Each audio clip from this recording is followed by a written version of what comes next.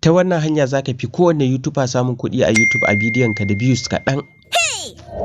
Ya kamata ka san ta hanyar da za ka dakatar da bidiyon banza da hotunan banza da ake turo a cikin group WhatsApp ɗinka zuwa cikin gallery ɗinka. Ka biyo ni domin ka koya. Tintini TikTok suke biyan mutane kuɗi idan an kalli bidiyon ka, amma baka san ta hanyar da za ka bi kai ma ka samu waɗannan kuɗi ba kuma kana samun views a bidiyon ka. Ya kamata ka biyo ni domin ka san yadda za ka bi kai ma ka dinga samun kuɗaɗen nan. Ta wacce hanya za ka iya gane fim ɗin da ka je nema a YouTube? Ba sai ka sacin ka buɗe wancan ka gaba shi bane, ka buɗe wancan ka gaba shi bane, gaba ɗaya data ka ta ƙare a banza kana yawo baka sami fim ɗin da kake so ba. Zan nuna maka ta inda za ka samu a sauƙaƙe, amma abin da nake so da kai ɗan uwa dan Allah kai min subscribe ka taɓa alamar ƙararrawa.